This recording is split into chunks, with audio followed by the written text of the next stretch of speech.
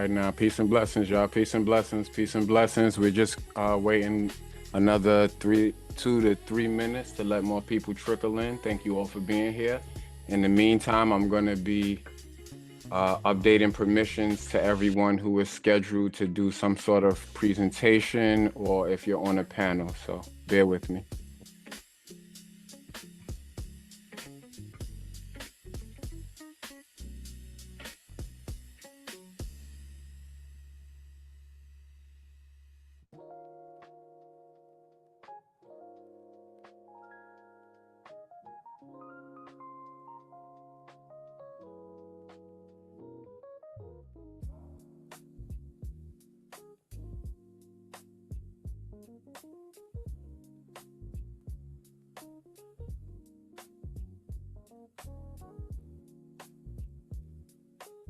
Yes. Peace and blessings, everybody. Peace and blessings as people are joining. Thank you all for being here.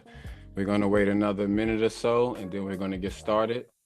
In the meantime, I'm going to be going through just updating permissions for those who are speaking. If I miss you and I call on you, you can just raise your hand or something, and I'll update your permission. But I think I'll have everyone.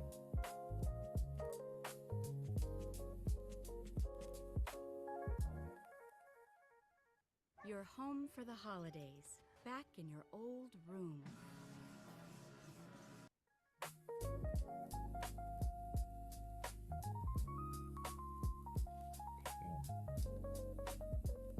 Here in Minnesota. I got you guys. All right.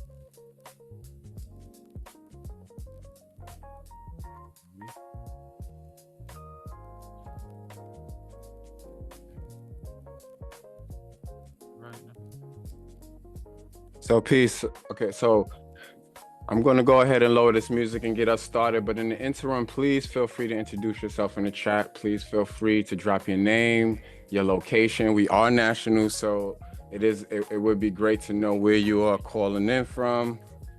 But just drop your name and your organization, your affiliation.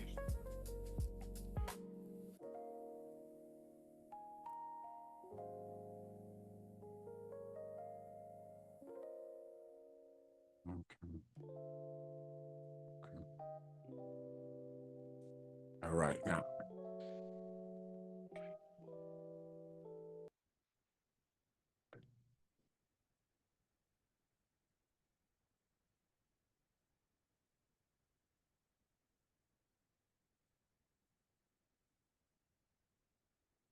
All right, now, peace and blessings, peace and blessings. I'm going to go ahead and kick us off and get us started, y'all.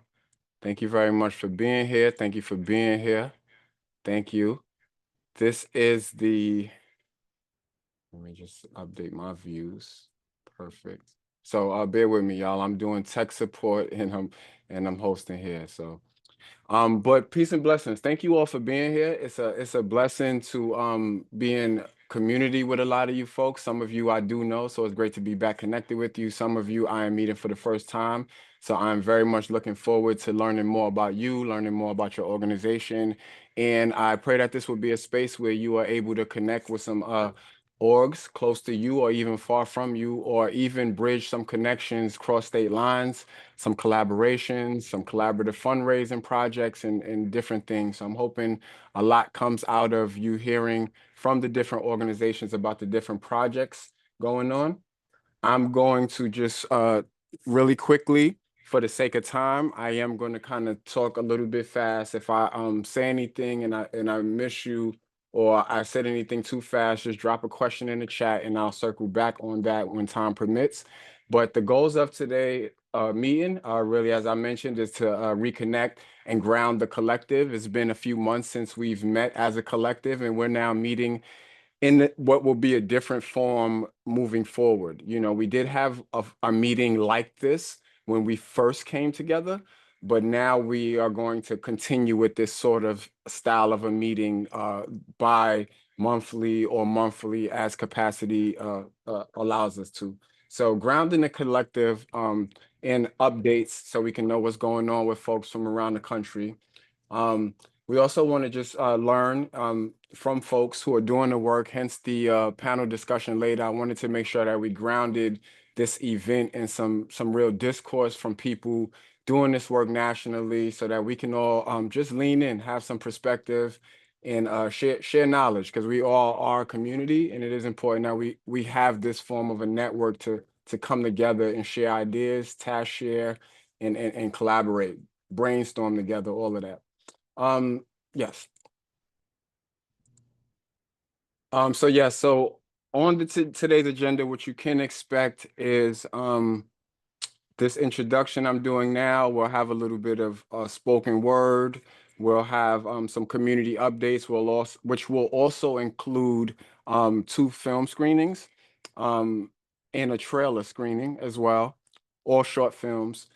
And we will have our featured discussion, and then we will end with closing updates from the Justice Arts Coalition. The Justice Arts Coalition, some of the staff and board members will be joining us later, so I wanted to ensure that they had enough time to give updates. So Jack will be giving updates at the end of this meeting, closing us out. So before we really get started, I wanted to just go through a land acknowledgement and the digital land acknowledgement, if you will. We acknowledge that we gather across the ancestral homelands of indigenous nations, including the Lenape, the Mohawk, the Cherokee, the Navajo, the Sioux, the Muskogee, and many others whose land stretched across what is now the United States. We honor their presence, stewardship, and histories of displacement that shaped this land. We also recognize that not everyone can join us today due to digital barriers, incarceration, or limited technological access. We hold space for every artist, organizer, and community member whose voice remains unheard in online spaces, and we remain committed to advancing access, visibility, and connection for all. So I just wanted to breathe that out in the space because that is the spirit of the work. A little bit on housekeeping. As you can see, everyone is muted. Please do your best to stay on mute. If you have the ability to come off mute, just be mindful. Everyone else, you won't be able to come off mute, so don't worry, you're good. While we love, I'm so happy to see so many faces and so many people on camera. It is okay if you have to turn your camera off and you need to walk through the house or walk through and do what you're doing. Your ears and your eyes are all we really need. So it's beautiful to be able to place faces to names, but I don't want you to feel compelled to sit in front of your computer for the next 2 hours. I do want you to enjoy yourself though. Yes, we already kind of touched on the introductions. Please weigh in with your name, your location, your organizational affiliation, and your email if people can connect with you. There is a question document that I emailed everyone. It's a Q&A document for the panel coming up. I will put it in the chat in a few minutes once I'm able to stop talking.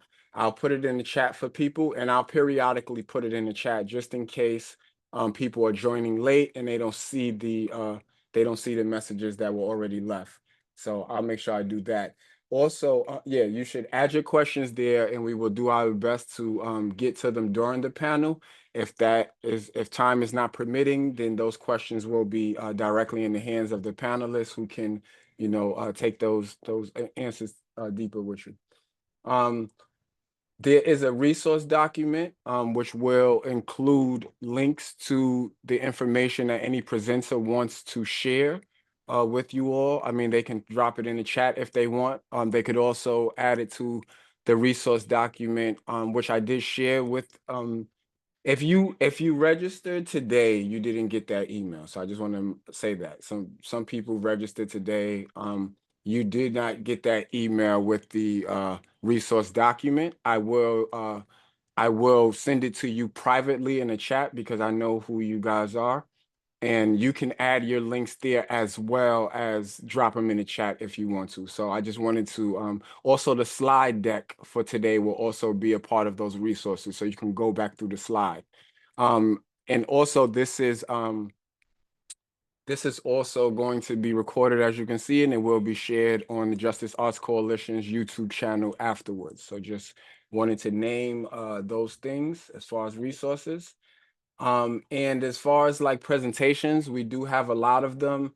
And unfortunately, we can only take the presentations for people who've signed up just for the sake of time. So in future meetings, if you do have organizational updates you want to give, please just say so on the registration form.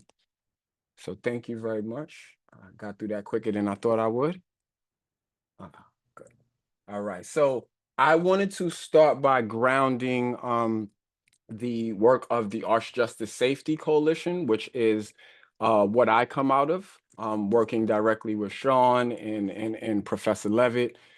So I have been home now since 2013. I've spent more than 9 years in prison in New York State. Thank you.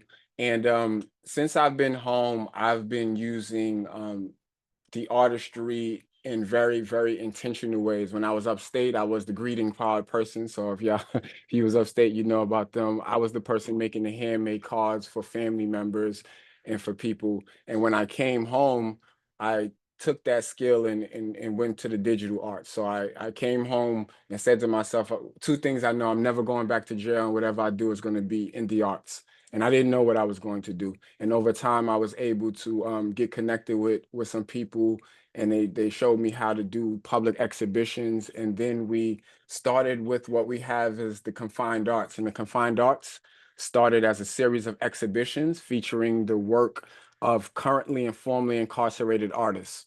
It started while I was at Columbia University. I developed it there as I studied, and I worked for about 7 years. And since I graduated in 2023, I have taken all of the Confined Arts from Columbia space and I've brought it over to East Harlem with me, where I reside at, where I can actually do the work in the community with the people who are most impacted by the issues that we are talking about. So that was a beautiful transition. And now the Confined Arts rests with another choice: youth and family outreach. All right. Um, so we are located inside of Mount Zion AME Church on 116th Street in Madison. So this is outside of the building in the daytime. It's dark right now. Downstairs, I am downstairs in our fellowship hall right now. Upstairs, above the next floor, where you see the second floor space here, we have 4,000 square feet of unrenovated space that we are building out for community use. So we will have a black box theater in there. We will have community art spaces. There is a whole vision for this space. This is the local work. Just want to ground the local work for you all. We actively have architects working with us. Many folks leaning in with us pro bono and just working with us to build this space out for community. And as we do that, so I just wanted to give some perspective of the work that is being done in our buildings and with our youth and with our families. So we are organizing. We have a food pantry here. Aside from just like doing, the arts and organizing, we are meeting people's basic needs right here on site. We do have a food pantry where we are feeding families. Actually, I have to work the pantry tomorrow morning, and there's 70 bags upstairs that we've made, and I'm hoping that will be enough for who shows up tomorrow. We have a food pantry. We have a clothing pantry. We also we also do professional development with our young people. We also host community events. I see we got some pictures here with Holla, who you'll hear from later. But we are here in East Harlem, and this is where we are located, the Confined Arts. And with that, I'll also say, as a proof of concept to what we wanted to do upstairs this year, this is one of the updates I wanted to give about our 2025 work. We have become an open streets partner, and that means that we are now able to block off the street on 115th Street between Park and Madison, and we are able to do art and wellness. So we're out there doing creative artistry with the community, but we also have resources out there. So we have people out there doing health screenings, medical screenings, and basic resources out there, job resources, housing resources. So we're out there using the arts as a platform to really bring people in, to connect them with resources right where they live at. So that's the work that we are doing, locally. Um, And there are a number of artists who are part of the Arts Justice Safety Coalition who contribute to this work locally right here with me. Um, but lastly, what I would say is that we have launched our website, and the website is, the link is here, artsjusticesafetycoalition.net. We're offering a free membership. It'll always be free. But with inside of that membership, you'll be able to, get access to, first you'll get first come, first serve access to some of the resources that we have, advocacy tools, just different things. We'll be releasing stuff specifically in the website that may not be promoted as publicly. So we do encourage people to, create a profile. It's free. With that, we will also be in our 2026 work. There will be a portion of the website dedicated to coalition members to create their own profile. So not just having an account in there, but a profile where you can show people the work you're doing. So when folks come into this database and look at people and look to see who's doing what, they will see your profile in there as well. So that's our 2026 work. I wanted to share that. And now I'm going to take the liberty of being quiet for a few minutes. Thank you all for hearing me out thus far, and getting to know a little bit about the work that I have been involved in, and how it's brought me to you all. With that, I'm going to pass it to our coalition steering partner, Professor Bruce Levitt, to give updates on the Phoenix Players Theaters Group. Bruce, would you like me to stop sharing screen? No, that's fine, Isaac. I appreciate the introduction. Welcome you all. Along with Isaac and our other partners, Sean Leonardo, and a number of others, we did create a film, Before Time, After Time, about people who have come home and the path that led to incarceration and the challenges after coming home. The Phoenix Players is in two upstate facilities, Auburn Correctional Facility, where we've been functioning for 16 years, and Cayuga Correctional Facility, where we've been for about a year. Our biggest challenge right now is that, along with many other volunteer groups, we are still locked out of the facilities because of the illegal corrections officers strike and the results and after effects of the lack of staff in many of the facilities in New York State right now. We hope that we will be back in sometime after January to resume our programming. Meanwhile, we redid our website, so we have a new website, which I put in the chat. There are a number of videos in there of our performances, biographies of the men at Auburn, and we hope you'll take a look at our activities, our performances, the prison theater class.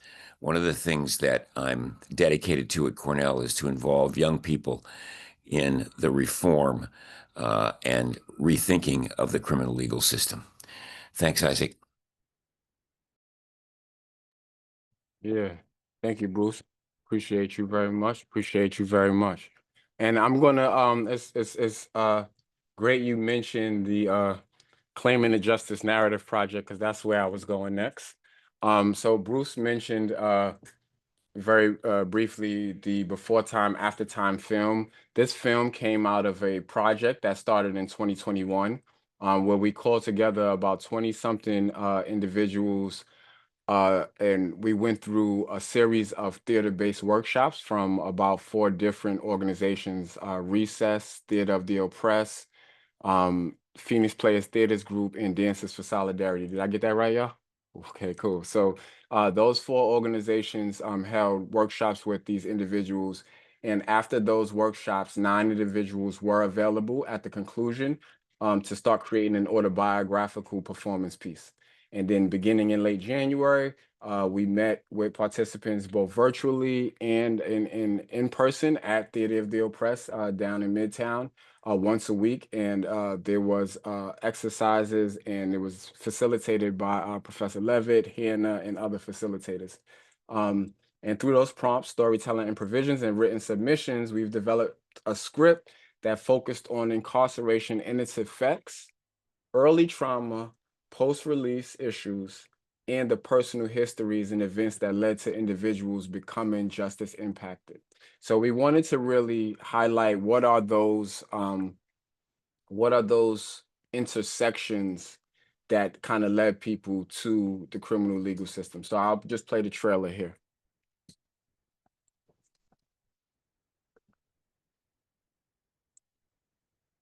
If jail cells could talk and tell you what I've been through for the progression of my mental, them dark spaces I spin through and almost never make it back. Once you take a father from his daughter, you can't take it back.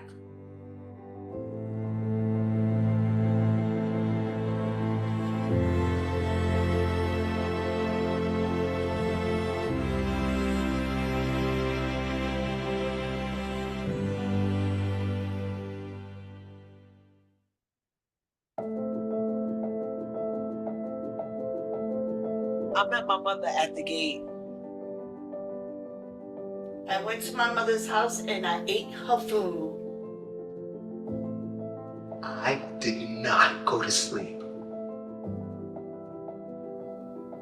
I looked for a job. I wanted me some McDonald's. I got a slice of Sicilian pizza. I hugged my mom. I hugged my son.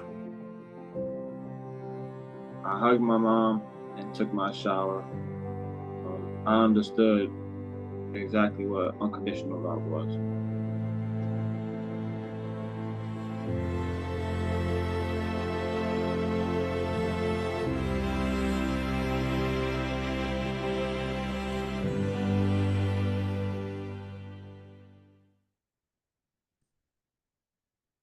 So the reason this piece we brought it up as updates is because we are in stage 4 of the of the phases of this project. Just to go back for 1 second to the phases. So we are in phase 4, which is our public screenings, and so far we've screened this at a number of festivals and places in person, and now and also we screened it this year with the Metropolitan and New York Library Council with Rachel Rosekind and the virtual event they were doing earlier this year. So I wanted to bring that into the fold. Thank you. Okay, so we'll have our I'm going to transition again to updates. This set of updates will be from Garrett Jacobs from Design Justice, Design Space. Garrett, are you ready? I'm ready. Thank Okay, you. I'm going to stop sharing now.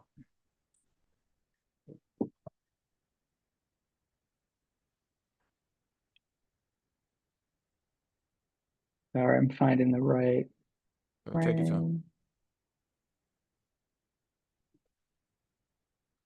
Right.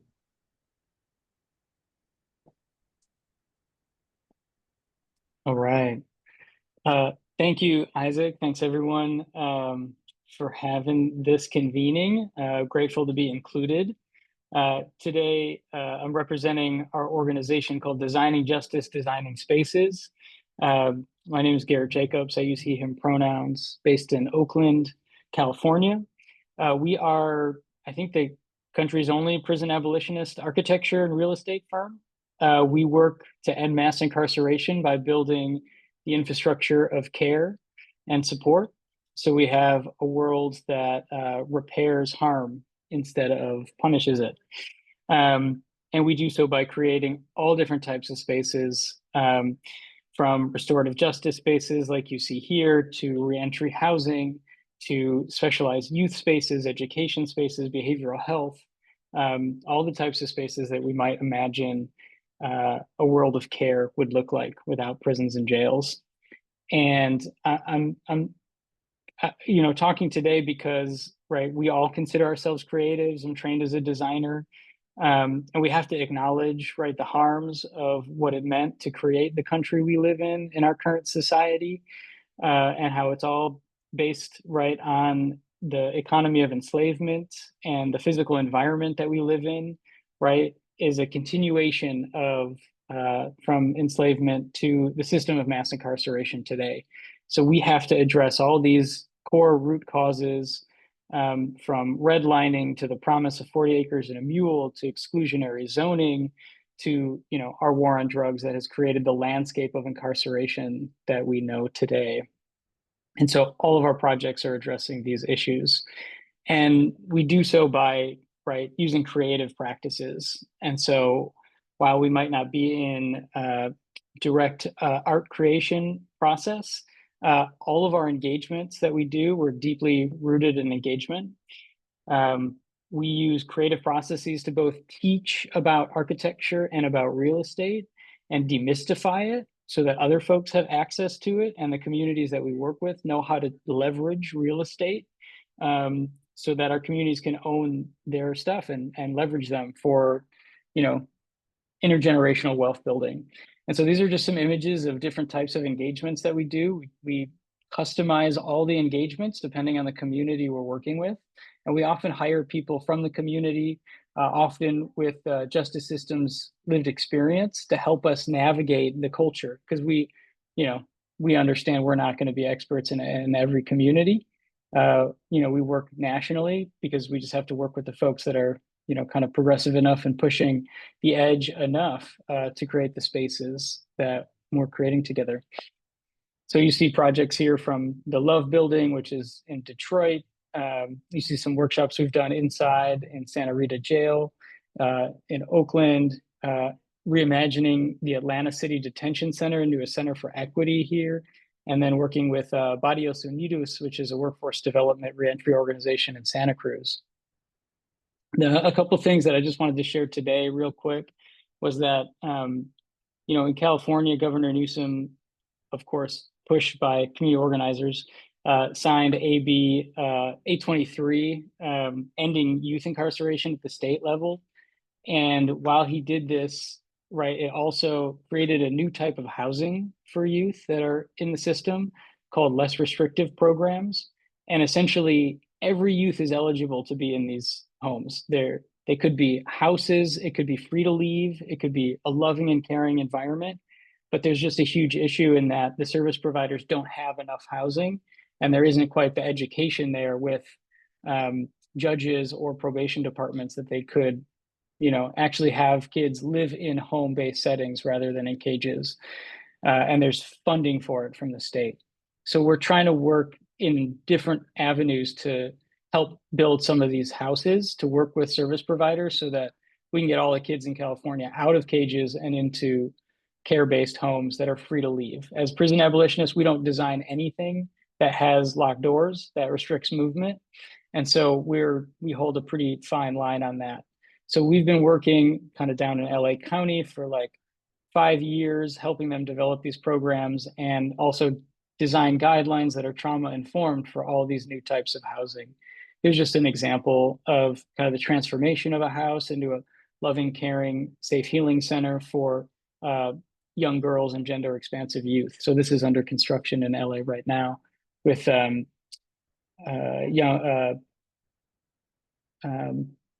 sorry, blanking. A New Way of Life, Susan Burton's organization. If you haven't looked it up, if you don't know it, it's an amazing reentry organization in LA. So just wanted to share a little bit about that. And then the second initiative, which is kind of national, is that we're trying to, right, introduce creative practices into our community organizers and partners that are shutting down prisons and jails across the country. And how can we use creative processes to reimagine what these will look like, what these can be, how they can serve communities, even if it means like demolishing the buildings, right, and giving the land to community. How can we together use creative practices of reimagining space and land to, right, as a tool for advocacy of shutting these things down? So in California, they just passed last year AB 137, which states that there's 12 closed prisons. All of those will be sold, and the money, instead of going back to CDCR, will go to the General Services Administration, which is great, because that means they can never be repurposed for ICE. They can never be kept warm and reopened as a carceral setting. So we're trying to figure out what the process is in California. And then we just worked with MCI Concord, which is outside of Boston, helping do this creative process of reimagining a huge prison in the town of Concord. So it's kind of the first time we're seeing a state assemble a group of both creatives and technical advisors to repurpose a prison or jail. So we're hoping this can become a model. From this, we did a workshop around some of our engagement activities for repurposing prisons and jails in Chicago at Impact Justice Funders convening. People loved it. And so we're going to start building workshops with the Ani Institute around how to use creative practices around architecture and real estate as a tool for justice transformation in our country. And yeah, that's what I have to share with you all today. We do a ton of different types of work, but thank you so much for listening and having me here. Very grateful and looking forward to learning more. Oh man, thank you. Thank you guys so much for that work that y'all doing. You know what I mean? Thank you very much for that right there. If y'all have any questions for Jared, his information is in the chat, but you could also, I'm just thinking like maybe at the bottom of our Q&A document, which I didn't place in the chat, so I'm going to do right now, maybe y'all can add questions to people who may not necessarily be on the panels, but are giving presentations and you want to know more about their particular work. So I'll just do that right now. Okay, so that document is in the chat. So I'm going to move us forward. Thank you again, Garrett. I appreciate you. Sure. Okay, so our next set of updates will be from Antonio and Jessica Espinosa from Art from the Inside. Hello. Hey guys, do y'all need me to stop sharing screen, or would you like me to? Yeah, I'm gonna pull up our own thing, but I think you Perfect. need to give me permission. Okay, got you. Or maybe. Okay, hold No, you're a co-host. You should be good. on. Okay. That's not what I want to share. Hold on one second.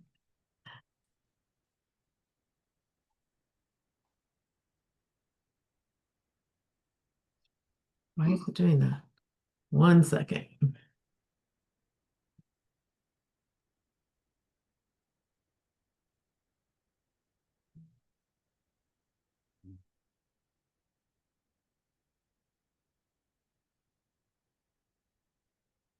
Thank you for your patience. I'm not sure why I have it pulled up here, but it's not recognizing it somehow.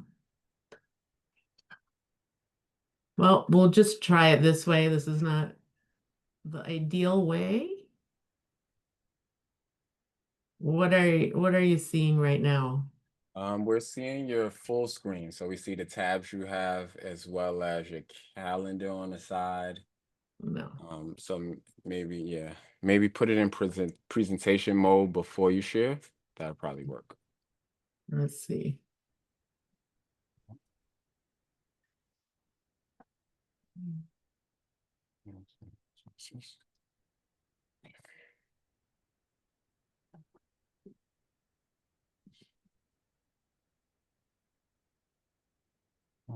There you go.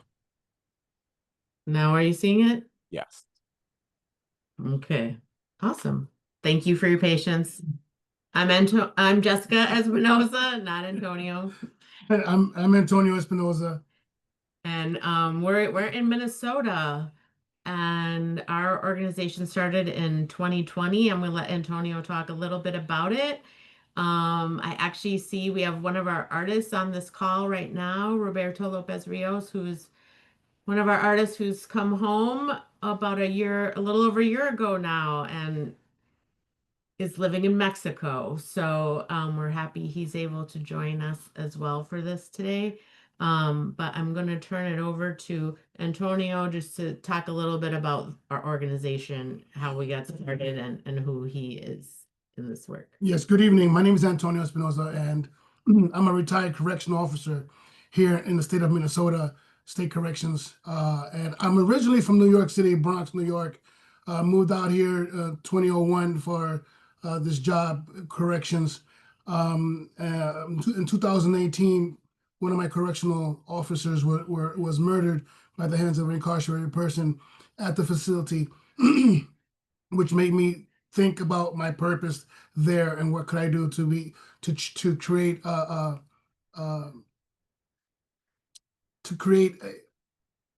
to stop the division of us against them, right?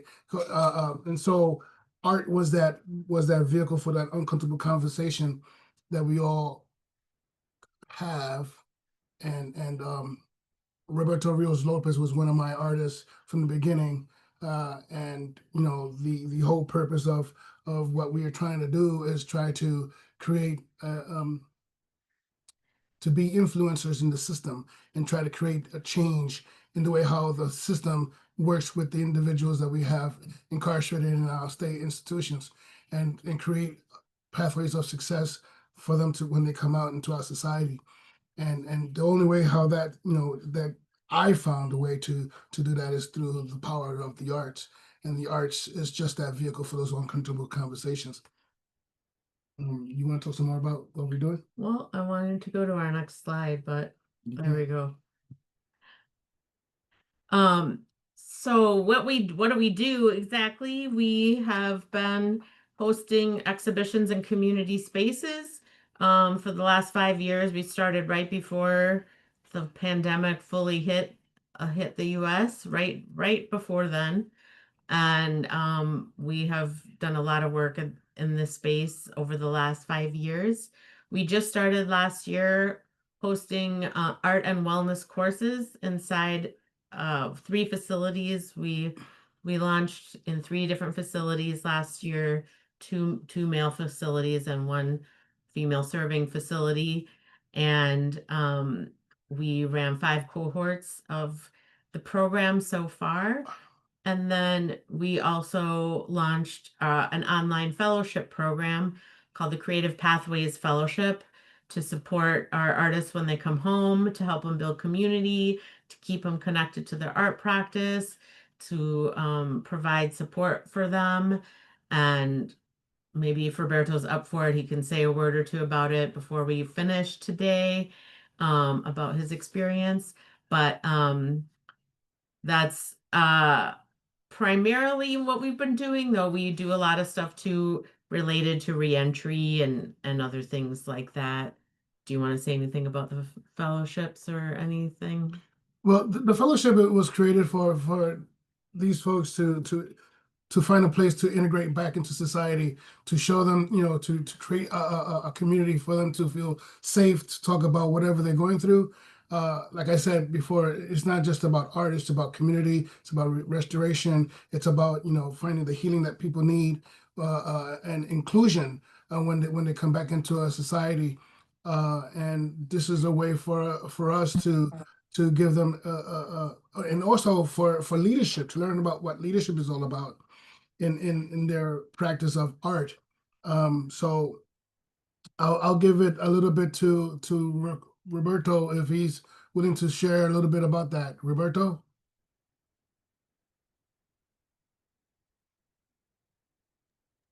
There you go. Okay, great. Hi, everyone. I'm Roberto Lopez Rios, all the way from Mexico. Just recently got released about a year and a half ago. So yeah, this program has been very meaningful to me, life-changing. While I was in there, I did 23 years. I went in when I was 16 years old. So throughout that time, I felt like I lost that connection to the world. So what art did, this program provided that outlet, that connection to outside society, giving me a voice and everything, made me feel part of something bigger, and I advocated in everything. And thanks actually to the collaboration of an organization that me and my friends started with Art from the Inside, we were able to change the law for juveniles. And thanks to that law is the reason I'm standing out here right now. Otherwise, I'll still be in there. So Art from the Inside is not just about art. It's more than that. It touches on the humanity aspect of things. It gives voices to people that are lost. Maybe no one really believed in them, but this program actually makes them feel like someone's listening to them, you know? And now that we're out with this fellowship program, it has given me a community, a sense of belonging. And not only that, but as we talk, we learn leadership skills and everything. With our experience, you know, so we don't feel ashamed, or we don't feel any type of way as far as how we feel when we're out here in society. It's a different experience, and it takes someone that has gone through that to really understand that. So it gives us that space, that safe space where we can speak about these things. And he is working, is teaching us a lot of things that sometimes we tend to forget, you know, because we're out here and there's all this noise, you know, so we're adjusting to the world.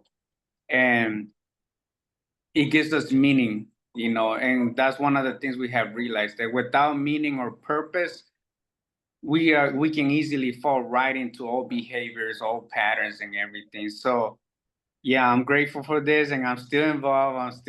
I love this program. I love Jessica and Antonio. They became family, you know, that's my family, extended family to me. That's what this group is about.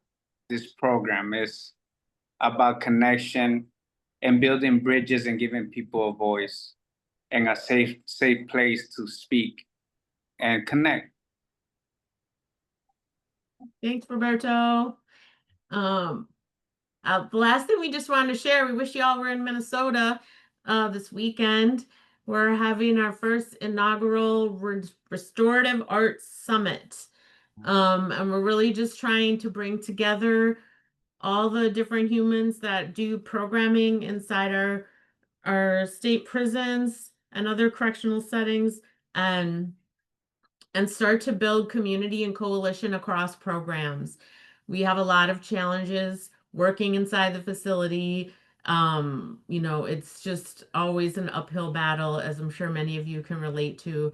And we just really want to start building a coalition in our state and trying to bring people to the table who've come home, people who are trying to continue to do this important work, give people hope inside the facilities through the arts. And we're hoping that we can just spend a day together in community, you know, nurturing and nourishing ourselves and each other, and trying to build a community of practitioners across the state. So together we'll just be a lot more stronger, and hopefully we can grow and expand and help more people by working together, and not in isolated small pockets across our different organizations.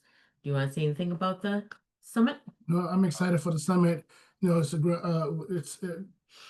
we're blazing through all of this. This is the first time I've ever done this. Like I said, I was a correctional officer, and to have people like Roberto and so many other people who have trusted me with their work and trusted me with just me as a person, because I saw them as people and I didn't see them as numbers, is gratifying to me to know that we can do this work and we can try to humanize people when they need the help. So, and I appreciate all of you folks to listen to our conversation today, and thank you very much for the opportunity for sharing.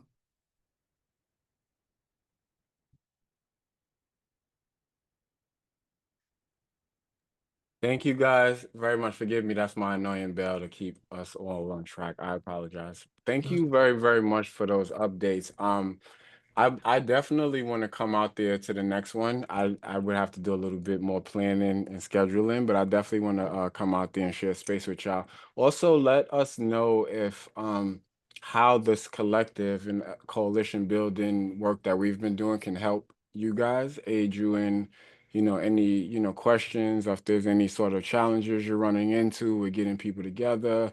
I know how challenging that can be, scheduling stuff and things like that. So more than happy to lean in with some support there. Thank you. Thank you. Yeah, of course, of course. All right, so I'm gonna transition us next to Holla. Jasira, you up here? Yeah, peace, peace. Y'all hear me? Yeah, you want to share screen or this is good? This could be good. Uh, yeah, and I don't know if you want to share anything else that we have, that's fine. It's all good. But I also share links after I'm done presenting. So peace, all power to the people, free the land, free them all, right? And I first want to, thank the divine spirit, the creator, creatress, and the ancestors for allowing me to be here. Ashe. And I want to speak about, Hala is a journey, right? And so Hala started in prison, right? And we like to say that we are babies of the new prison rights movement, babies of the Black liberation movement, right? And it was actually those elders, right, activists, organizers uh, uh, who were uh, targeted and called terrorists, but they were actually freedom fighters, people who was taking care of our community, right? We're talking about the Young Lords, the Black Panthers, right? Many of those groups and organizations who were doing programs to heal our communities, and they got targeted by the government, by the state, and were pushed into prison or exiled and even assassinated. And those who were forced into prisons organized, kept organizing and transforming brothers and sisters, right? And that's how Hala became. And when we came out of prison, we started to do work to heal our communities, heal our families, heal the people in our communities, right? To continue the work of movement organizing. And one of the programs within Hala that we created is an African Rites of Passage. It's a 2-year program for young people that are coming from the 7 neighborhoods. And when we say 7 neighborhoods, there are, in New York State, 75% of the New York State prison population comes from 7 neighborhoods in New York City, right?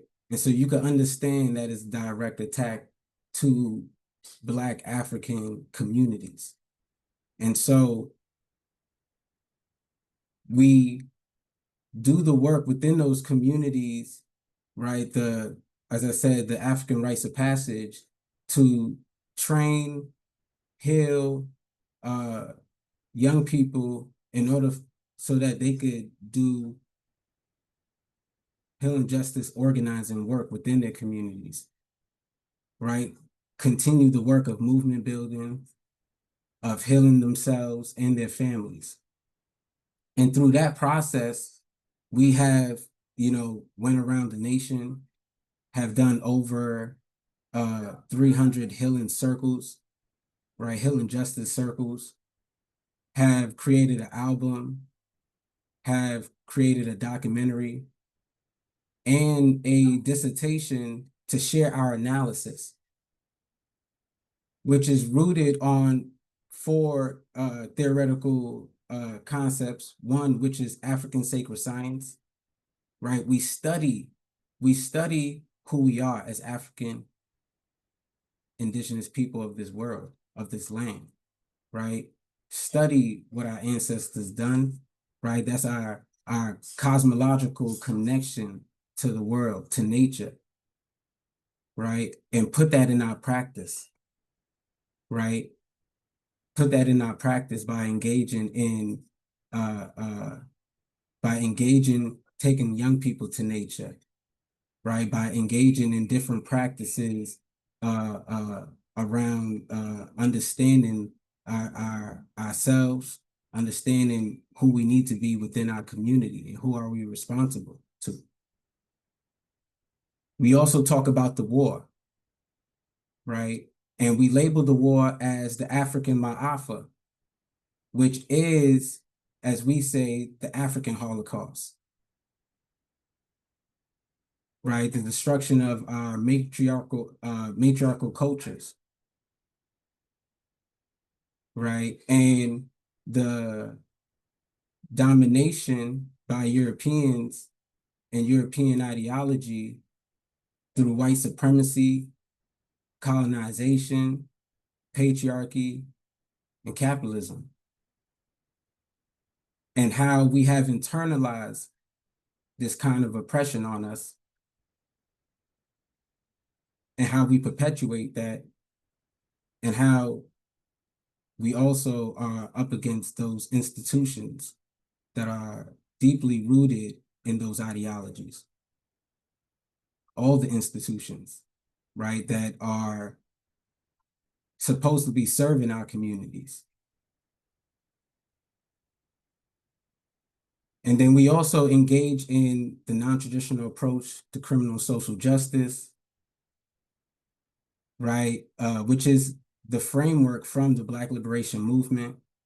So teaching people about the Black Liberation Movement, teaching people about the learned lessons, the stories from our elders, from our ancestors, like Marcus Garvey, like Malcolm X, like Ella Baker, right? I seen earlier in the presentation earlier, they put Grace Lee Boggs,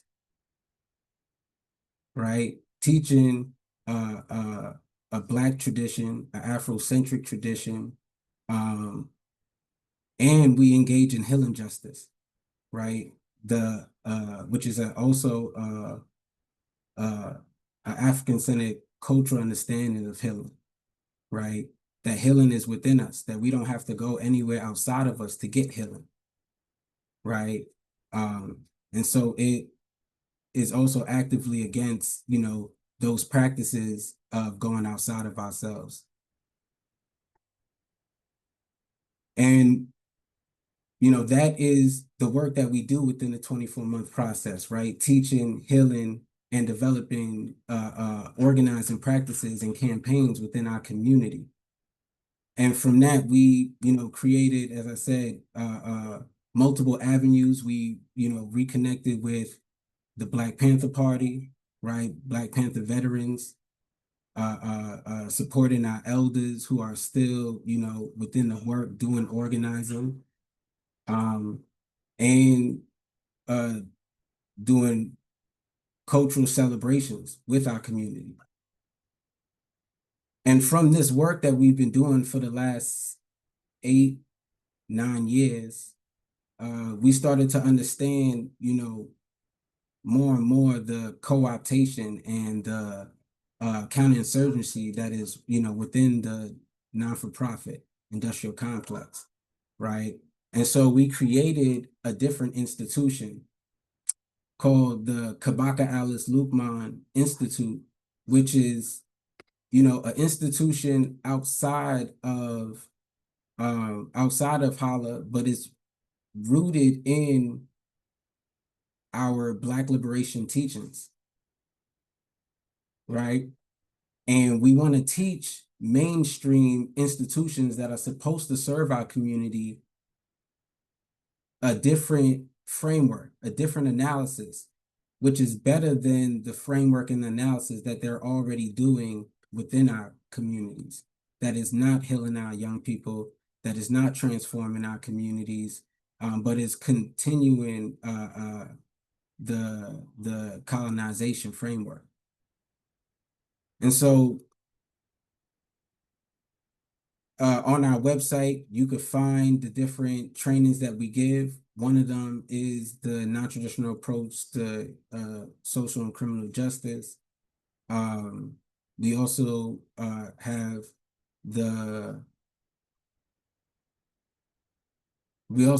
the ancient African roots to healing justice, which also critiques restorative justice, and gives a deep framework of the history of these different modalities, and really challenge us to think about how do we create programs and institutions that get at the root of the problem.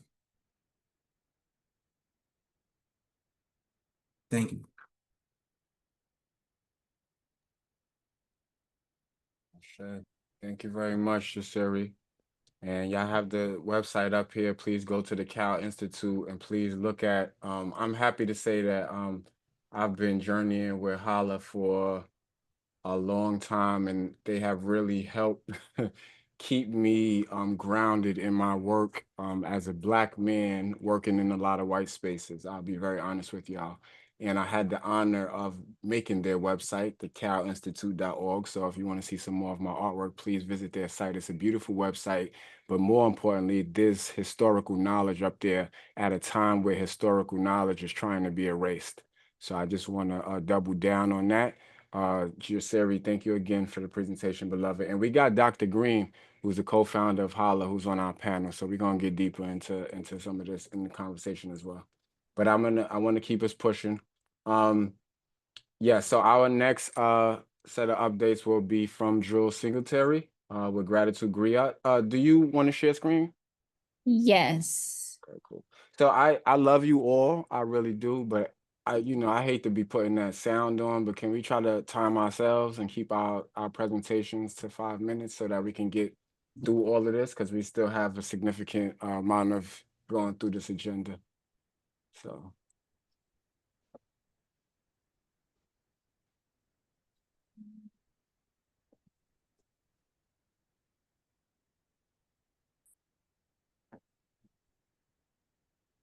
yes, and let me know if you are not able to share.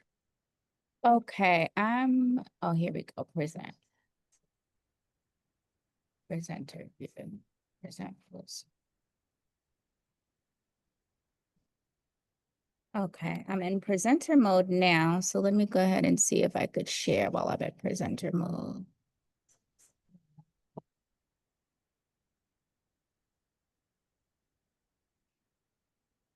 Are you able to see my deck? In a few seconds, I imagine we will. It says you started sharing, but we don't see anything yet. Okay. I don't typically, let me try another option because I don't typically present from Canva. I'm a little bit more comfortable with PowerPoint. And I did download the presentation in PowerPoint as well. So let me just open it up there and see if maybe I have a little bit more luck.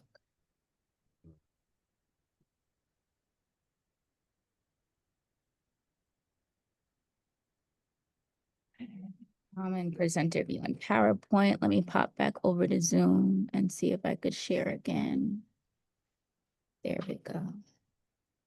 Now, are you able to see my deck? Yeah. Okay, perfect. So good evening, everyone, or I know we're all across the country, so depending on what time zone you're in, I'm currently based in Brooklyn, although I'm in the Queens Public Library right now. But my name is Jules Singletary. I am the founding owner of Gratitude Griot LLC. And I founded this company in 2017, and it initially started as a wellness service-based business. So I teach trauma-informed yoga, somatic meditation, and therapeutic art. And I did that after a 25-year career in the corporate fashion industry, doing everything from design to business planning and merchandising, and then ended up losing my job with Nike. They reorganized the country. I moved back east and started this company. And I had a lot of success with this is an extended bio. I'll give you all the Cliff Notes version. If anyone wants this deck, you can have it. And so I had a lot of success in New Jersey with being able to register my business as a minority-owned, small business, women-owned business, and even participating in the board of the New Jersey Small Business Development Center as part of Rutgers University. I'm a Rutgers alum, so that was another connection for me there. And so I've collaborated with a ton of different organizations in a lot of different ways.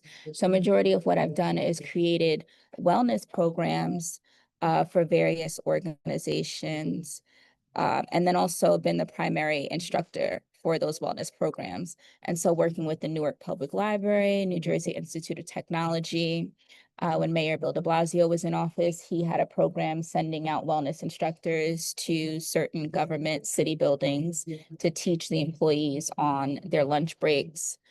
ASALA, the Association for the Study of African American Life and History, I've created website content for them, social media content. So a part of my offerings is also writing, podcasting, content creation.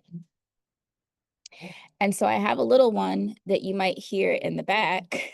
And when I had her, I had to go back to 9 to 5 work. And so what I did was I found a job with the federal government as a technical writer and editor.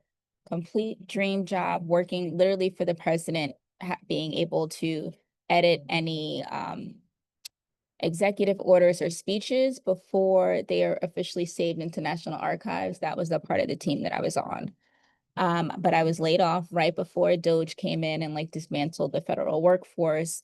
But I would have gotten laid off anyway because I was still in my probationary period. And if you're tapped into politics, it seems like all of you are, then you know what happened to the federal workforce when Doge came in. And so that then sent us back to the East Coast. I was in Maryland, but now we're back in New York. We've been in New York since August. And a part of what I've done in the year that I've been laid off is working on my own archival work. And aside from what I did with my company, I had been doing my own family's genealogy work for over 15 years and doing everything from creating family trees, doing research back to our ancestors that were alive pre-emancipation era,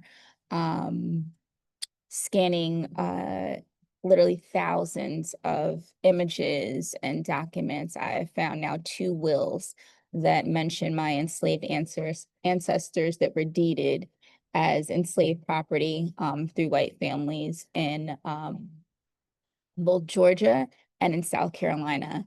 And so compiling all this work, one of the projects is an extension of the work that I've done with Isaac, in that my father was also a photographer, and he passed away in 1991 due to AIDS related complications. And so part of my work is advocating for people with autoimmune illnesses like AIDS, lupus, fibromyalgia.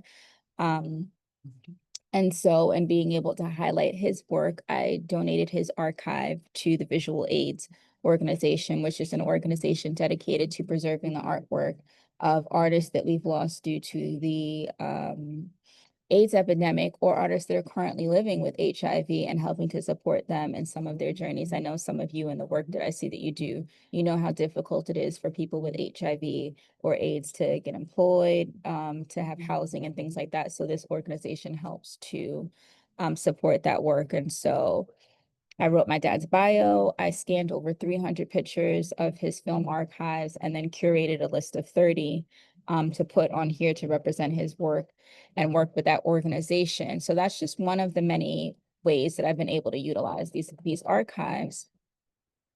And I'm now trying to expand that to be able to teach people how to do this work. Again, if you're tapped in, then you know the current administration literally trying to rewrite America's history, literally trying to erase the contributions of some of the marginalized people, that really all of the marginalized people that help make this country what it is. And so I've developed 3 workshops, and one is literally teaching the people the technical skills to find their ancestors, to find these documents, to process and preserve them. And showing them some of the things that they may find along the way, like, right, some of the things that I've found. So news articles that mention my grandmother's participation in the NAACP and voting rights efforts in the 1960s. Again, this will here that you see mentions my 5th great grandmother by name and her daughter that were deeded through this white family in South Carolina. So, and I had to find that at a local library in South Carolina. So the ways to reach out to different libraries and institutions that might have your ancestors' documents, right? Teaching people how to do that. And then you also see here is my grandfather's World War II records. How do we get those from the National Archives and order those? So teaching people these technical skills so they can start preserving their ancestors' records. And then what do we do when we have those records? I started doing this because I wanted to share with my younger cousins this history. And then with this current administration, there is a new sense of urgency to my work, right? And seeing that, oh, I actually have a skill set that I could share with other people, that we make sure that our ancestors are still heard, they're still recognized, and they're still seen as part of the fabric of this country. Another workshop that I developed is ancestral art making. So a lot of what I do in my creative work is inspired by my archival work. And so you'll see here collages that I've made utilizing images from my great-grandma Eva and my great-grandfather Jewel, who I'm actually named after.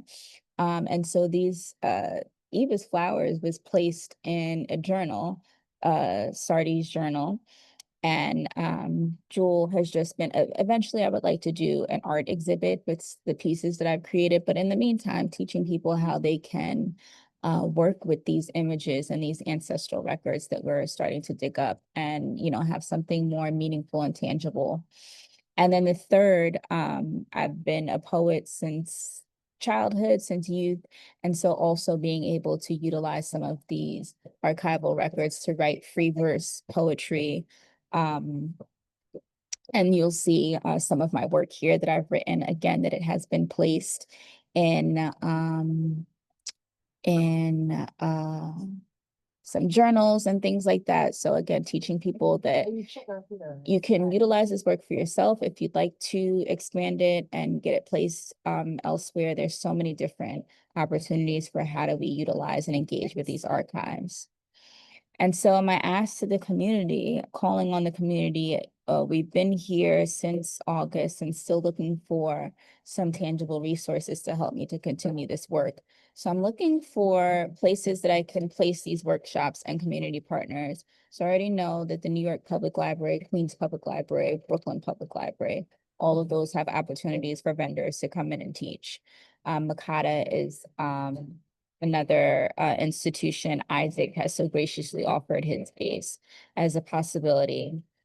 So if there's any resources that you all know in New York, tri-state area, but then also my work has taken me all around the country and living in Dallas, Los Angeles, Chicago, and New Jersey. So I'm down to travel and host these workshops. Of course, as long as my travel fees are paid, I'm open to spreading this info all across the country. I've lived in Maryland as well. So all up and down the East Coast, I drive, I'm willing to do it. You guys just let me know where I can go and where there might be some community partners. And then I also need studio space. What you see here on the right is a image of my aunt and I holding me as a baby. That this piece has been in the works since 2020 and it's constantly moving with me with all of the pieces. So I just need studio space to work on this and to do some of the actual scanning of the archives. I have a desktop scanner, but with us being in motion for the past few months, again, just needing some grounded space that I can work on. And that is something that I would need to do, like an artist exchange. Don't really have a ton of money to pay for space. So anybody that knows that spaces that are open to community artists that might have limited resources. And then the last thing would be funding sources. So I am reaching out or in the process of applying to Columbia University, has a fellowship program, as well as Schaumburg. Isaac recommended the David Prize. So if there's any funding, grants, fellowships that you think I should apply to that could have some support for this work, I put the last slide is all of my contact information. So again, reach out, email, LinkedIn, Instagram, however you prefer. You can contact me, reach me, share with me. I have tons of resources that I share with everyone as well. And so thank you so much. Thank you. Thank you, Drew. I am going to, there was a recommendation in the chat, Drew, for space from Dakota. Hey, Dakota. I'm glad you came on. Thank you. You should check out, please reach out to Dakota. There was a connection there.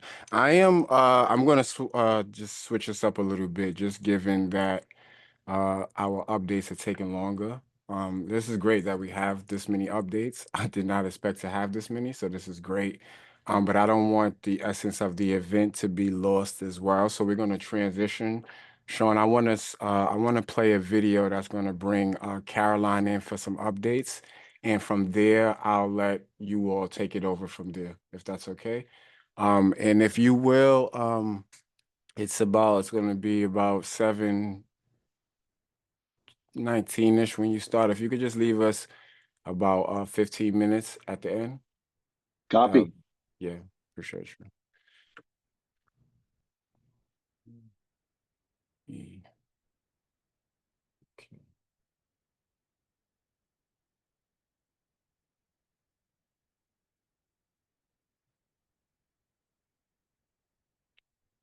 So for everyone who hasn't been able to give an update yet, we will do our best to do that at the end of this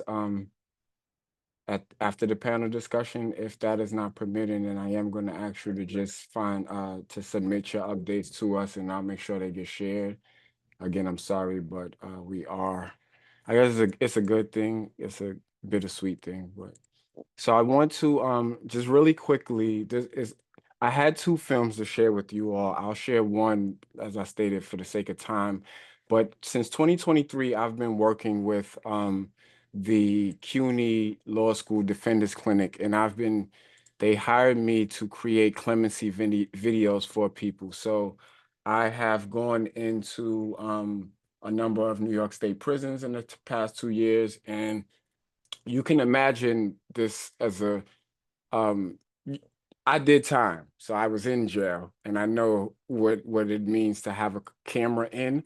So to be able to come home, and then 10 years later, I'm the one going in to help shape narratives about people who are seeking clemency and early release. It is a complete blessing to be able to do that work. I want to, when you see the slide decks, that's another thing. When you get this slide deck, you will be able to see the film I wanted to share with you originally. You could also go to my YouTube channel at Isaac's Quarterly, where I post the videos once they are approved by the family. So I want to get into, well, actually, I'm going to shut up now. I want to introduce Caroline Hansen, who will introduce this film. And then Caroline, when the film goes off, you can just give whatever update you want, and Sean will take over from there. Yeah, thank you so much, Isaac. It's such an honor to have been included in this amazing group of people. So my name's Caroline Hansen. I'm on Long Island in New York. My husband, Christian, was sentenced to life without the possibility of parole or death by incarceration when he was 19 years old. This February, he will turn 50. So he spent almost 30 years behind bars. We have 2 daughters together, which you'll see in the video. But Chris was silenced for so long until CUNY Law School and Isaac gave him a voice and seen in him that he wasn't the worst thing he ever did. And 2 young students and Isaac came to a little town upstate New York called East Greenbush and sat there with my mother and father-in-law. Isaac gave my mother-in-law a hug when she started to get emotional, and they went in to see my husband and gave his voice here. So I'm really proud to introduce this video that Isaac and CUNY Law put together for us. I feel like we are books. We have the prologue, which is us before. I feel like we have the chapters, which go on, and the pages of those chapters are years and years and years. And then we have the epilogue. The epilogue is us after.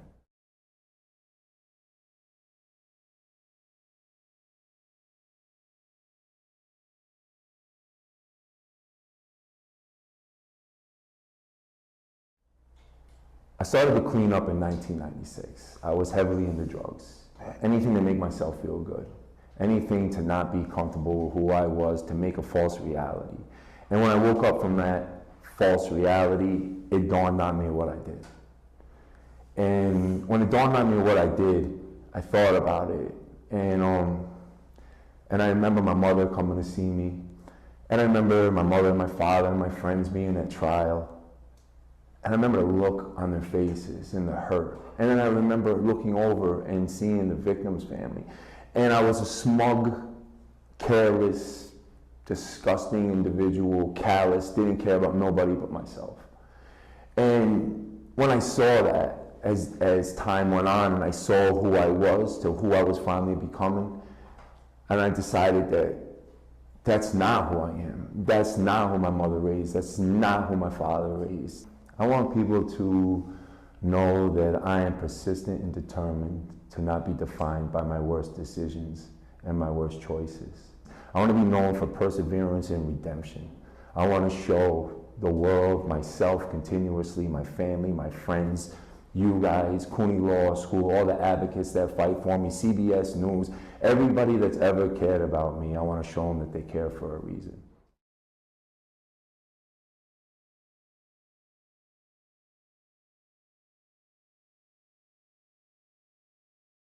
I never thought I was good enough to be a father. And I had my daughter, Grace, she was conceived on an FRP while I was in prison. She loves me. She makes me this thing here, like this is amazing. Roses are red, violets are blue. I am strong, but you are too. And it has a picture of grown up her with muscles, and it has a picture of me with muscles. And it's always like the cutest thing ever.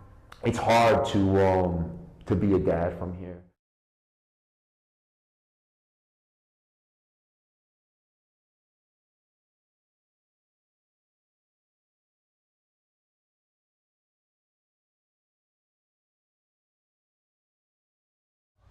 He's a great son, brother, father, uncle. He's done 27 years and he's turned his life around. And he is a good role model to have clemency. There's not a day goes by that we are all not haunted by what happened. And there are no words to express how we feel. I don't feel like that person was him. I feel like that person was what he was using at the time. And, being an addict, it was not the same. So to know that people can change and that he's got really good in him. He's got a lot of good in the world to do still, and he hasn't been given that opportunity. But if given it, I think he's going to make us all really proud. For what he does and the community he's in every single day to see the brighter side of incarceration, if indeed that's the case. But he absolutely is not the scenario you see and read every single day.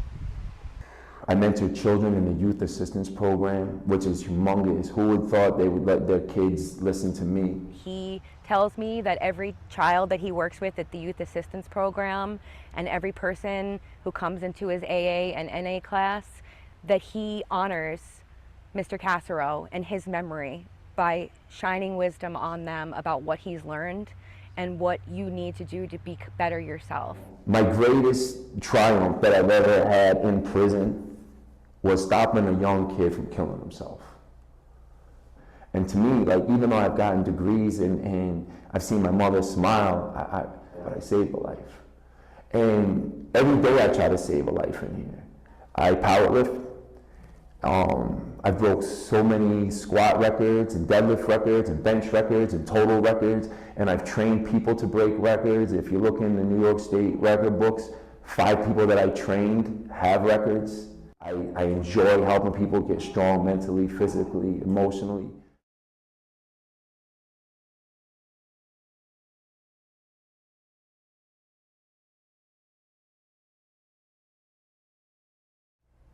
I know what I did can never be taken back.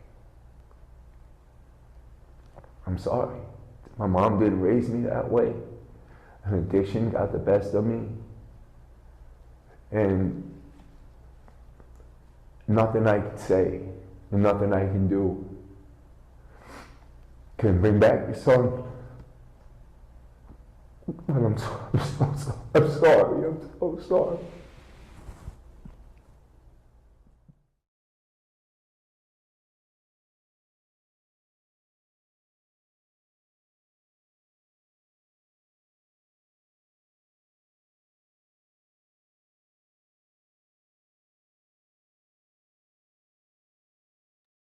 That video is always really hard to watch. It's beautiful to have, my mother-in-law tells me when she misses Chris, she watches that video. But I'm just so grateful to Isaac for putting that together. Um, I just want to talk about what's going on. I know everybody's from all across the country right now, but what's currently happening in New York State. There was a brutal murder of Robert Brooks in December of last year, and it just happened to be caught on video to the surprise of the officers, the 12 men that beat him to death.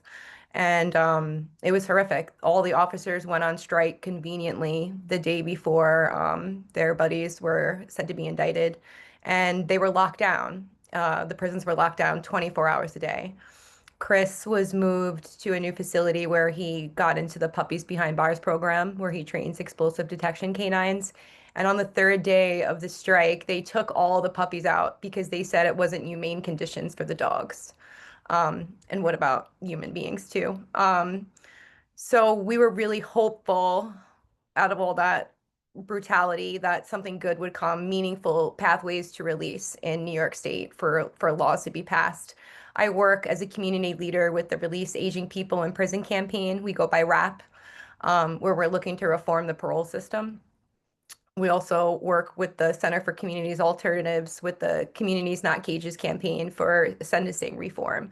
So we were really hopeful that some bills would be passed to release our families and our loved ones. And unfortunately, that wasn't the case. They gave us some bullshit bill about cameras and data. So Chris's only way to come home is through clemency. And I always joke that they're going to let him home just to shut me up, but I've been advocating for his release since 2014. And since this video was created a few years ago, we've gotten 31 letters of support from legislators for his clemency packet, one from the mayor-elect, Zohran Mamdani. Also, we've met with the governor's executive clemency bureau. Governor Hochul, at any point in New York State, has the power to release anybody from prison to commute their sentence. And she made a promise to do so on an ongoing basis when she took office and has failed her promise. So we like to remind her, that we're here. And I'm hopeful that he will come home, that he will not die in prison as the state has condemned him to do so. So that's what I fight for. And I also just want to really uplift the families because we are the collateral damage here. We do our time on the outside when our loved ones are behind the wall. We're outside the wall doing our time. So I try to advocate for everybody so they don't feel alone. I remember just not sharing about it because of the stigma of the incarceration. And, I really just want everybody to know that, there's nothing that we can't do together, that we're so much stronger together. So I'm just gonna, anybody that has a loved one incarcerated, knows of family members that need support, I just want to drop a couple links in here for you in the chat. One of them is Prison Families Alliance, where we have support groups for family members for all different types of offenses. We have over 50 support groups. We have in-person support groups all across the country. So I just wanted to drop that resource in there. And then I also want to drop the link for the RAP campaign. A mentor of mine, Kathy Boudin, founded RAP along with 3 other formerly incarcerated people. And Kathy would always say, hope is what carries us. And it is really easy to lose hope in this world. So I just try to keep that light for my family and believe that change is possible. So thank you all for having me here. And, thank you, Isaac. Good evening, everyone, and thank you, Carolyn, and everyone else who has shared updates today. My name is Sean Leonardo. I'm joining you tonight as moderator for Elevating Creative Resistance Across the Nation.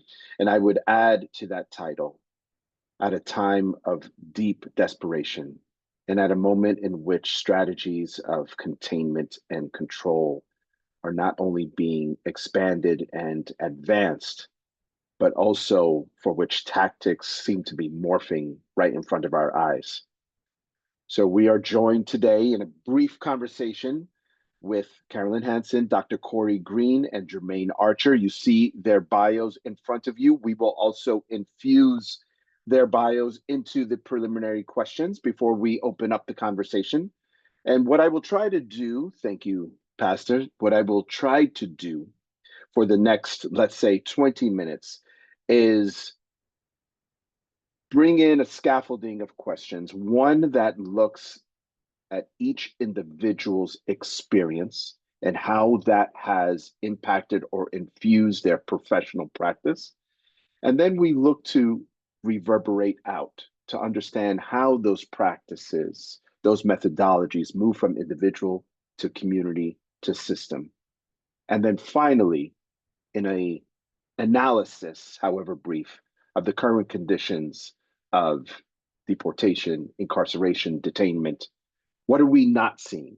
What tactics are missing? What do we hope for in our work and in our coalition building? So, Brother Jermaine, I will begin with you, if I may, and want to introduce you by sharing that you were actually a participant in your own organization's prison-based arts program, and over the years have only expanded your role and now join us as Executive Director of Rehabilitation through the Arts. Congratulations first. Thank you. And wanted to bring you in by asking, how has your lived experience shaped your view of possibilities around organizing and the practice embedded within your organization? Thank you for that. I appreciate it. I think it's an important question, like you said, specifically in these current times that we're living in, very interesting, dangerous times. I feel like being on the inside, I had advocates, I had allies, and I really appreciated all my advocates and allies, but sometimes I needed co-conspirators or accomplices. I feel like coming on the outside, having lived it, having walked the walk in Sing Sing Yard in Attica and Clinton Correctional Facility in New York, getting arrested when Princess Diana died and coming home in the middle of COVID, like I understood what I needed. And when I mean the we, the plural, the collective. So my experience shaped me to the point where I realized we need more of us in these positions, in these seats that I'm sitting in. A lot of times we complain about what other people are not doing for us when they're in certain positions. But not only do we get the opportunity, we don't prepare ourselves. So I made it my business to be sure I'm never going back to prison. I'm going to come home as equipped as possible to fight the power, to deal with the system, to make sure that I don't have to throw a brick in order to feed myself. I'm never going to go through that again. I'm too smart. I know how to make money. And at the same time, the same way they take care of theirs, I'm going to take care of mine. I think having an artist in this seat is very important because artists see the world different. We're the only true journalists. And I'll stop there because I know we don't have a lot of time and we have a great panel. That's what's up. And you offered me the best segue to bring in Dr. Green. Brother Green, I wanted to ask you, your work at HALA centers youth leadership and a healing justice pedagogy and framework.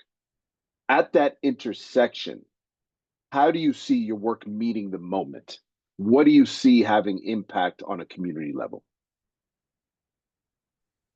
Peace, peace, resurrect, free the land, Peace. Free all our political prisoners. Thanks everybody for sharing earlier. Shout out to Jasiri for sharing some context about HALA. I think there's a lot to say. I think one thing as African people, our mama Marima Ani said that we got to be in our African mind. We need African culture. And I think quickly, a Pan-African understanding of Mayat, that we are connected to divine order, and that we are divine and connected to divine universe. And it's a lot of science in that. And then talking about we think about from those eyes, we talk about the African Mayafa. And I think that's really important to teach our young people these stories, our institutional memory, right? And the African Mayafa is talking about how we lost our time, right? The first incarceration or the colonization, how we lost our land, how we lost our plants, how we lost our time, how we lost our symbols, how we lost our language, and how they put us in a context of ongoing war. And then when we get to, enslavement and incarceration, which is extensions of that ongoing war and the continuing of those institutions that are anti-African, anti-indigenous, we got to teach our people to know that history and develop a warrior spirit. Yeah. and develop a spirit that come from our ancestors and legacy. The reason why we're not on the physical plantation these days is because of our ancestors struggled and lost their blood to get us off that, develop strategies, healed with each other, build families, right? We got to go into those lessons across the generations and talk about how we got on the bus and what was the strategy to get us to ride buses in America. That didn't come because the government wanted to give us that. That didn't come through the nonprofit. That came through Ella Baker, through Martin Luther King, and what our ancestors paid for that so that they could be here, so that they know their responsibility to their ancestors and to the future. And we need rituals, and we need rituals and programs and elders and a community process. And we need to take institutions away from our neighborhoods that's not teaching us that. And I hope to come back to these to specifically address or illuminate the rituals and practices that you feel are grounded within your work and that you feel are beginning to ripple out and have that community and systemic level impact. But before we do so, Carolyn, I want to bring you back in for a similar question. As you shared and so beautifully captured in the video produced with Pastor, your lived experience is the very embodiment of the impact of incarceration on families. With that experience, how do you believe the connection that you have with your husband and the work that you're doing surrounding his experience and the work that you're doing toward his clemency, how is that informing your philosophy in your organizing work? What do you believe is necessary in connection to your lived experience and the organizational practice that you're now working toward? It's a really good question. I feel like while I was trying to give Chris a voice, I found my own voice and I made my own community and I made my own narrative, not just what you see on TV, but what you see, what's the truth. I feel that we need to, really come together. I've seen my community coming together here on Long Island with the terrorizing of the immigrant community, with the ICE agents coming together, the way the community has come together and really uplifted each other.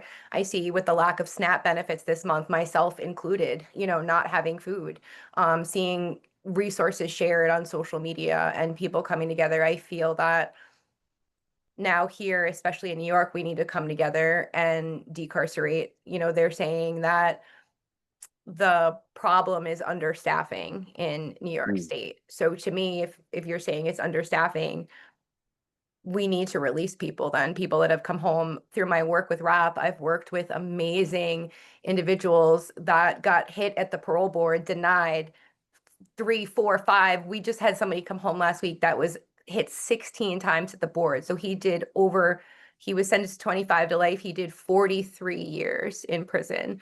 And seeing the good that they've done. I mean, we've heard earlier from Roberto and, others who have come home and welcome home, what they've been doing now.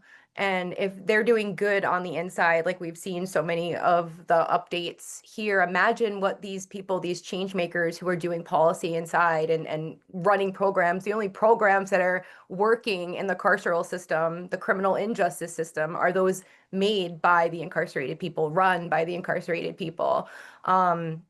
Imagine what they can do when they come home to their community and to their families.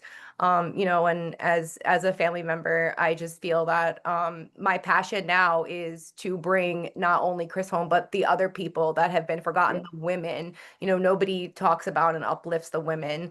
87% of our women that here on Long Island are incarcerated are mothers. We really need to give a voice to the women as well. So it's my passion in my life. Yeah. If I were to offer one thread between the three of yours introductions, but the thing that you have offered overwhelmingly is this idea that empowerment leads to truth telling. Now I'd like to actually zoom in order to zoom out and be specific to an element or component of your practices that very plainly you see working.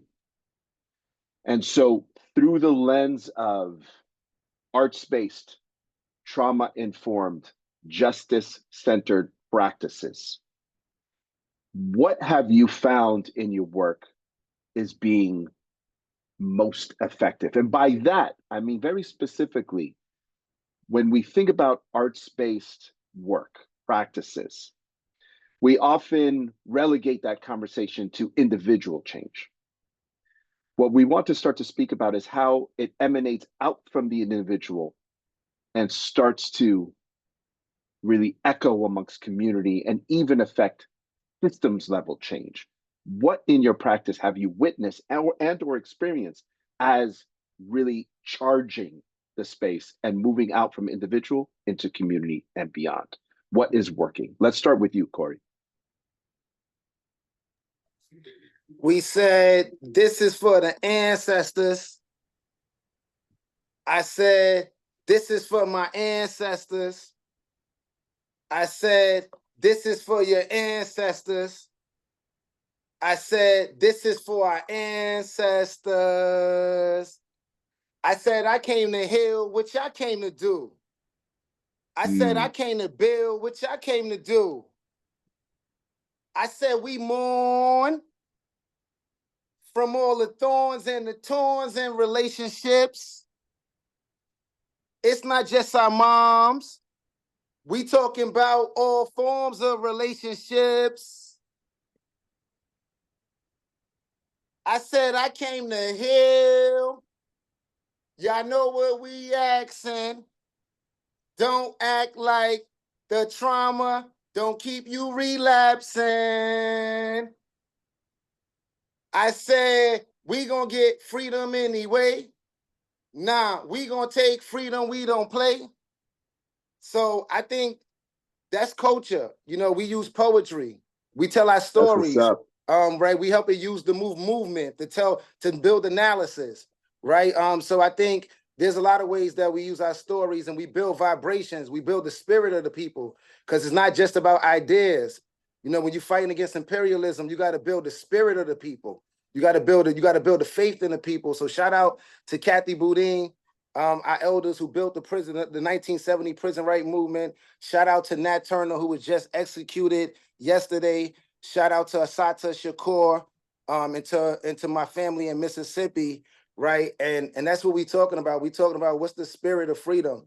And shout out to Caroline for fighting for her partner all these years. Ashe. And thank you for providing an example rather than just only explaining the work. Go ahead and giving us some of that poetry. Brother Jermaine, let me bring you in. What do you see working? I mean, it's funny. It's time to that. First of all, shout out to the piece before me, Corey. That was amazing. I love it. I love when you use the art to actually tell the story instead of just talking about it. Friday, we just had the first ever alumni gala for RTA. It wasn't even a gala; it was a showcase. I wanted to show how amazing we are. People talking about the movie Sing Sing.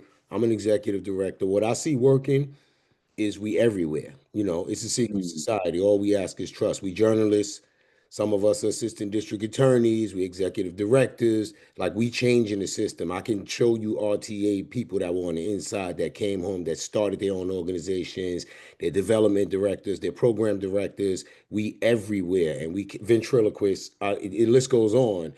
But I think we are embodying the change. We are coming out and getting into these leadership positions. We're running these organizations the way we ran the streets. And I think that's important because long as we sitting in this seat, I'm always going to take the allyship and the accomplices and everything, but I got to drive this train. And that's how me and my comrades feel. We have to drive this movement. We got some great allies. I got one of them on this call with me. I would never second guess his heart. But at the end of the day, I'm driving this train. He's my partner. He's my comrade. But I think and I could talk numbers. Less than 3% of RTA people go back to prison. I could say that, but we don't operate in a vacuum. Just to keep it a buck, all of us are supporting each other. We doing this work. I can't take 100 credit for that because most of my RTA participants also got college degrees. They worked in Phoenix Players Club with Bruce. They in other organizations as well. So we are a society. It's a secret society. All we ask is trust. I'll pause there. Amazing. Thank you, brother. And Caroline, let me bring you in. Though it might be in its nascent stages, your activist work, your organizing work, your arts-based infusion. What do you see working? What do you see having that ripple effect? I see me and my chosen family with our boots on the ground, grassroots organizing. It's as simple as that, knocking on doors, showing up to legislators. You know, before I got involved, I didn't know who my assembly member was. I didn't know what they did, who my senator was. I had no idea. And now it's just having conversations with people in those communities, those highly impact communities, and showing up with our legislators and saying, look, we live in your district, we're impacted, we voted you in, we can vote you out. So really just having those honest conversations. We've had a few town halls across Long Island where we bring different community members together, give them a warm meal and a conversation, and try to get them involved. It's not only what we can do, what you can do for us, but what can we do to support you as well. So I really find that really it's just about having conversations and educating the community, like what we're doing here today.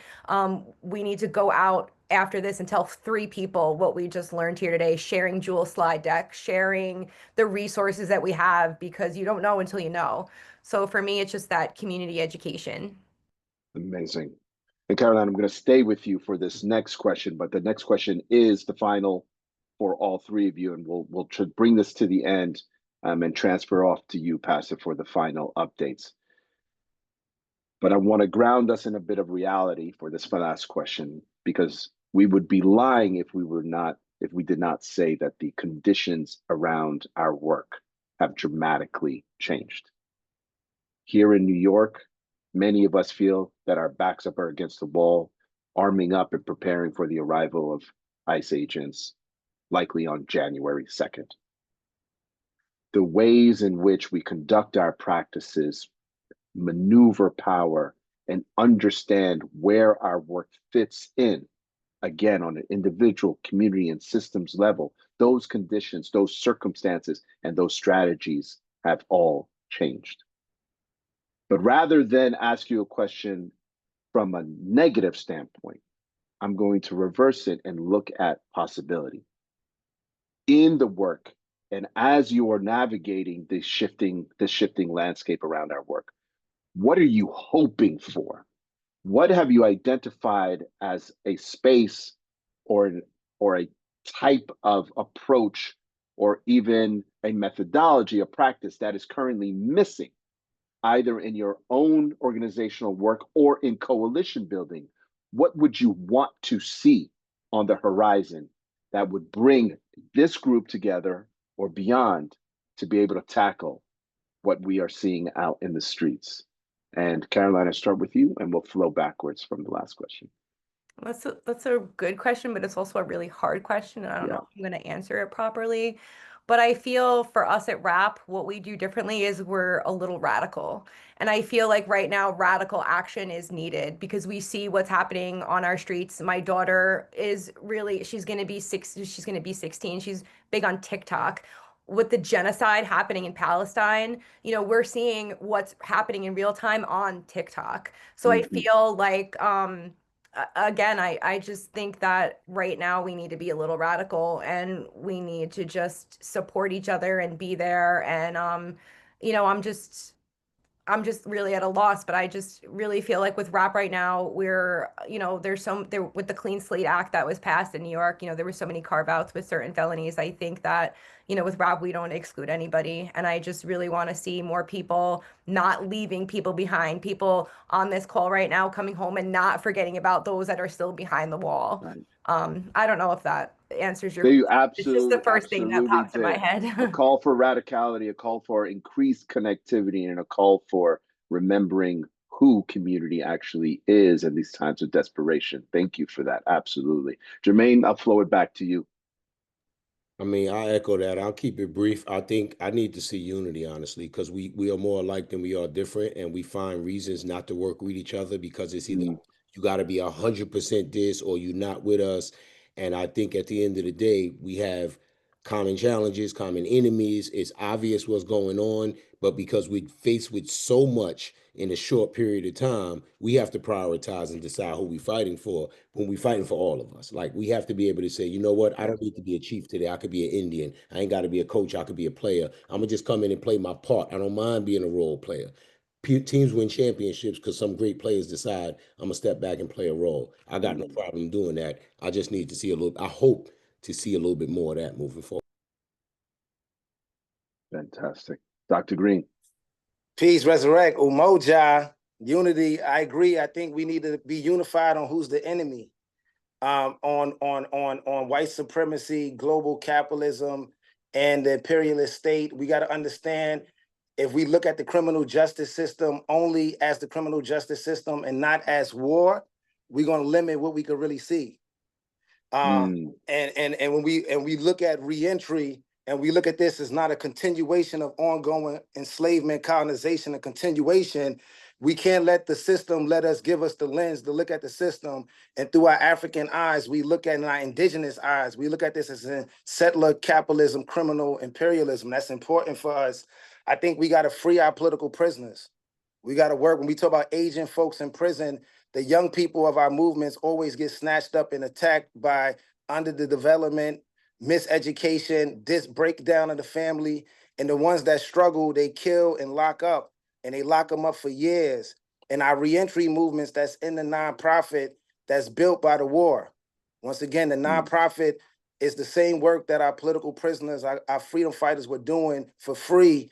And they got attacked, and then the philanthropy and the capitalists and the government structure through nonprofits give that to our work. And then we can't say in reentry, free political prisoners.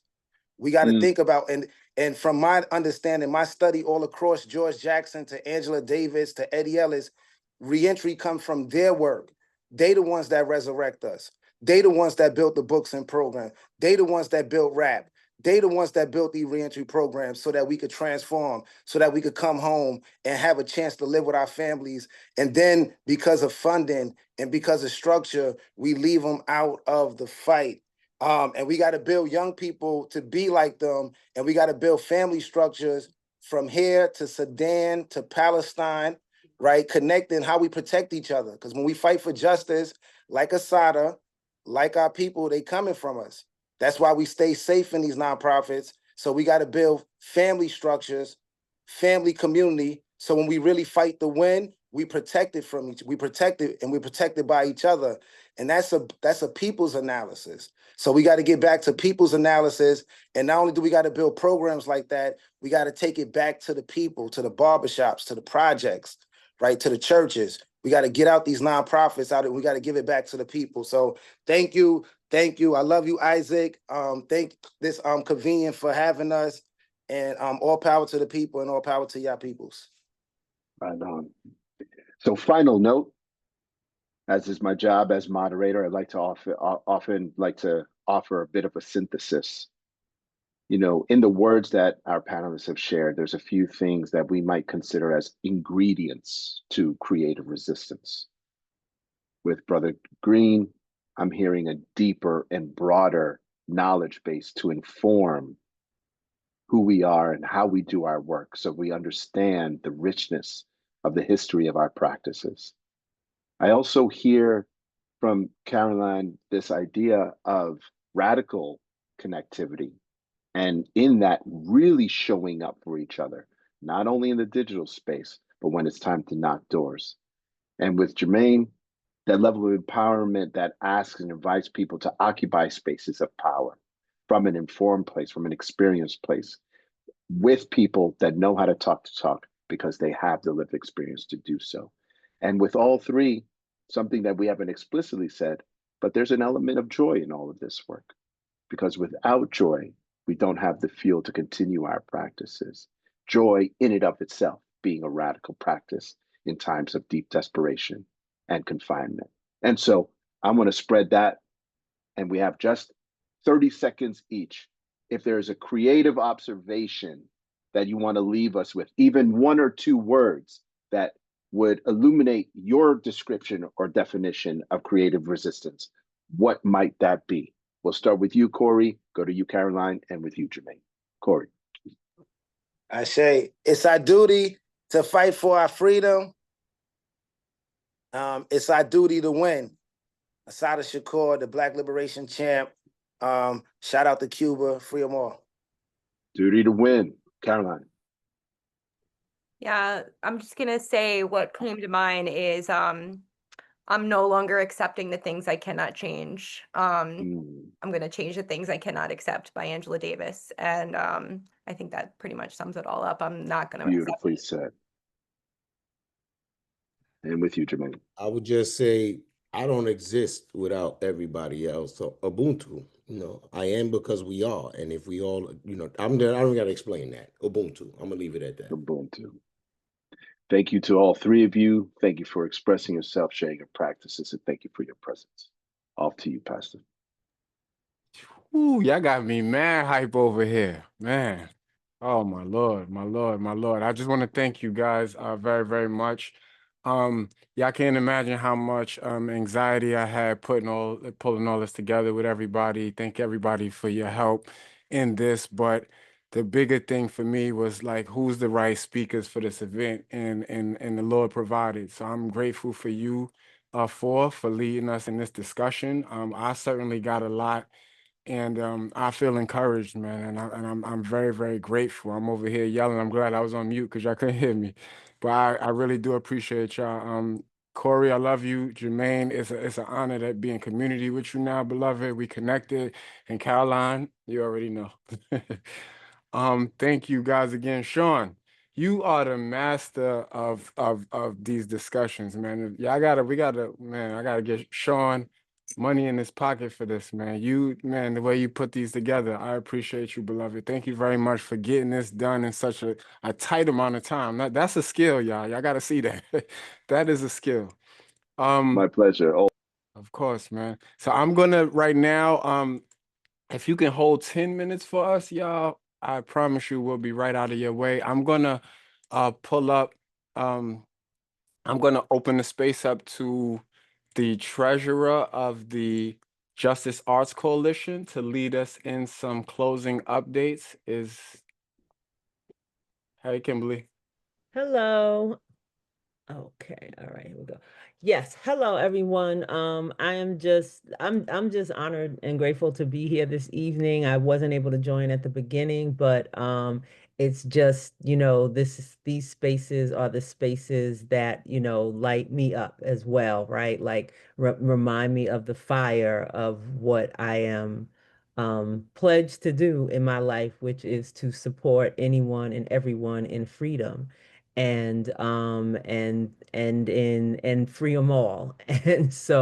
And in the work I've been doing, and through the work I've been doing, that's how I ended up being involved with Jack, and I'm the treasurer of the board as Isaac just said. So just want to give you all an update on where we are, right? What is happening with Jack. So Jack is celebrating 5 years as a nonprofit, right? It was formed in the 501c3 status in 2020, and I really there were a few things that Corey said that really brother Corey said that really stuck out to me, because I always anyway there's just this living in the tension of being being dedicated to freedom and being being authorized by the federal government, but that's another story for another time.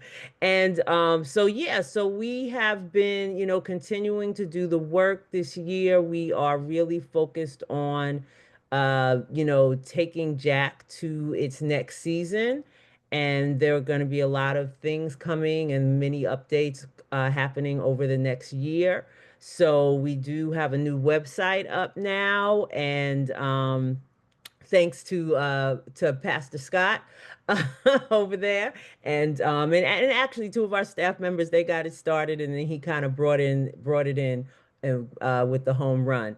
And so, yeah, so we have a new website up that is featuring what's going on right now, and just, again, always amplifying the artwork of our network artists, amplifying their voices, amplifying their creativity, amplifying, how they represent from that side of the wall. And that is really what Jack exists for. And so earlier this year, we had the PRP exhibition at Workhouse Art Center in Lawton, Virginia. I don't know how many of you know what Lawton used to be. It was the federal facility that housed brothers and sisters from DC. And it is now an art center. And it is, you know, its history, of course, was a plantation. And so we had this exhibit there earlier this year, and PRP, this was our second installation of PRP. And PRP is artwork, basically looking at presidents and what their position or what they have done or mostly have not done as far as the carceral state of this nation.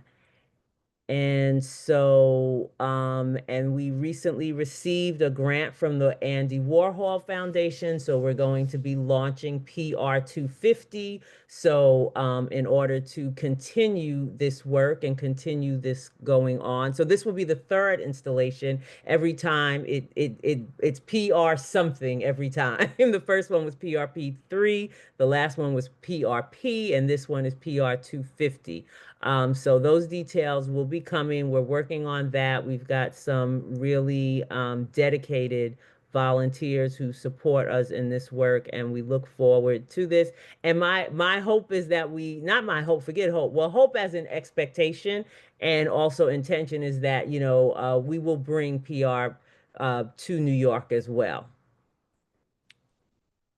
And so this next year, right, again, 2026, there'll be many announcements, but definitely building on our long-term stability, building on our long-term strategy. You know, we're going to be re-envisioning some things where Jack is concerned, and really, you know, one of the things, I'm going to speak it, so Isaac, don't say, oh, why you say that? But, you know, one of the things we really want to do, there's another organization, and one of their directors is on our board. And, you know, they really work on, one of the things they do, and that I want Jack to do, is how do we transfer resources to our artists inside, right? Like, how do we begin? Because we have so much beautiful, brilliant art.